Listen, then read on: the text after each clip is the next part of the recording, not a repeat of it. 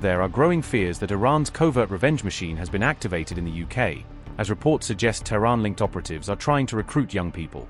Iran's shadow war appears to be going global, with reports saying even teenagers in the UK are being targeted online for covert surveillance and espionage tasks. Tehran's revenge network is now under fresh scrutiny, after reports said a spy recruitment drive linked to Iran has reached a major NATO ally. Iranian intelligence-linked channels are offering British teenagers more than £500 to carry out filming, spying, and possible sabotage-related assignments.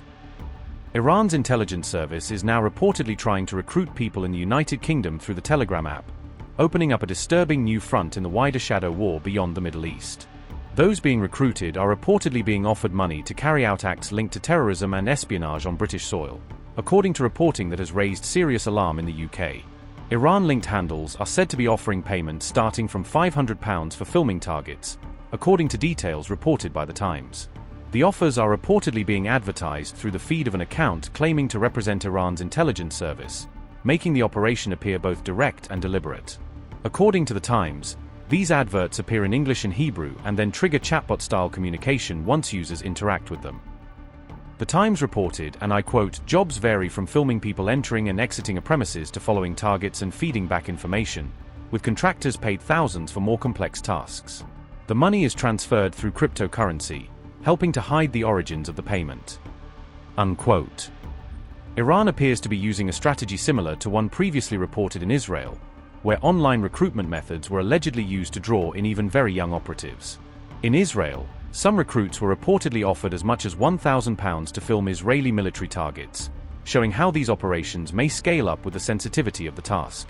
Once a user selects Start after opening the advert, a string of automated messages reportedly begins appearing to guide the recruitment process. Chatbot response by Iranian intelligence read, and I quote, "Thank you for contacting the intelligence service of Iran. All of your data and conversation is safe and secure here. Please leave the phone number or ID of your Telegram account. Our experts will contact you soon. Thank you for your patience. Thank you for contacting us. Please answer these questions to continue working with us. What country are you from? What is your motivation for working with us? What capabilities or access to information do you have? If you are interested in collaborating, please respond so we can connect you with one of our experts." Unquote. These reports of suspected Iranian espionage activity in the UK come at a sensitive moment, as Britain has shown reluctance to directly join the war despite pressure from Washington. The UK has refused to directly enter the war, and Keir Starmer has made clear that Britain will not be pushed into changing course under pressure from Donald Trump. Starmer said he would not be bullied by Trump and would not change his mind, saying on the Electoral Dysfunction podcast, "I'm not going to do so." Keir Starmer said, and I quote, "My own view is that a lot of what is said and done has been to put pressure on me to change my mind, but I'm not going to do so. When it came to the Iran war, I've said we're not going to get dragged in because my judgment is that's not in the interests of our country."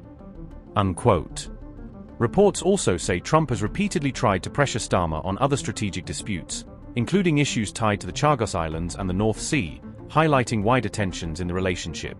Meanwhile, Trump has also publicly hinted at a possible messy NATO rupture, after criticizing allies for refusing to follow Washington's line on the war. Weeks away. They were 2 weeks away. If we didn't hit that, I call it the nuclear dust. I use the term nuclear dust. If we didn't knock the hell out of them, they would have had a nuclear weapon within 2 to 4 weeks, and they would have used it on you and on Israel and on everyone else. And I said, we really do have to stop and go on a little different journey for a little while and take them out and then go back to life. And that's what we did. And we did it violently. We did it powerfully. We did it with the respect of the world. And we helped a lot of allies. And we learned about other allies. We learned that other allies weren't there. We didn't need them, but they weren't there if we did need them. And that's going to be very costly for them. What do you think, Mr. President, is today the biggest mistake that leaders are making right now? Not sticking together. I think that NATO made a terrible mistake when they wouldn't send a small amount of military armament, when they wouldn't send, just even acknowledge what we were doing for the world and taking on Iran. I never considered it very risky.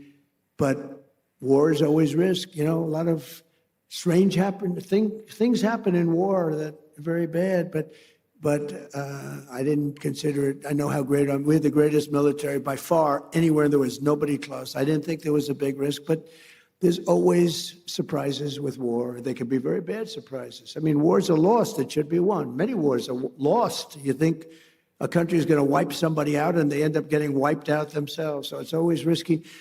But I think a tremendous mistake was when NATO just wasn't there. They just weren't there. It's going to make a lot of money for the United States because we spend hundreds of billions of dollars a year on NATO, hundreds of protecting them. And we would have always been there for them. But now, based on their actions, I guess we don't have to be, do we? Mr. President. That sounds like a breaking story, yes, sir. Is that breaking news? I think we just have breaking news. But that's the fact. I've been saying that. Why would we be there for them if they're not there for us? They weren't there for us.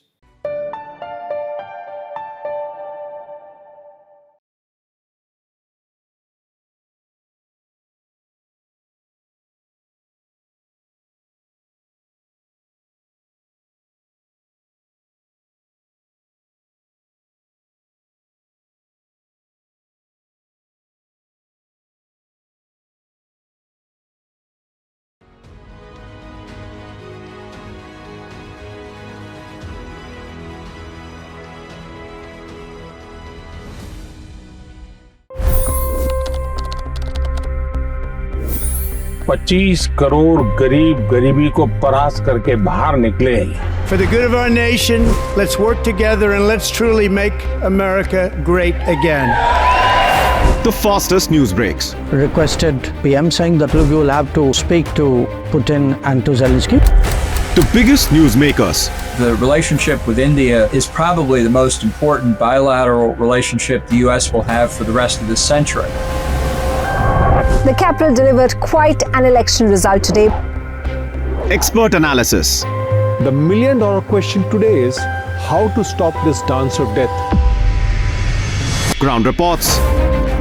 I'm standing at the crossroad of the Kumbh Mela. Behind me are more than 100 entry ghats. Long-form interviews. Exclusionary politics is reflected in Manipur case as well. You don't bother because this is a small state.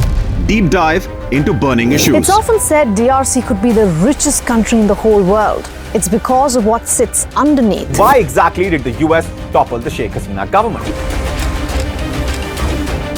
HD videos. We don't just break news, we break it down.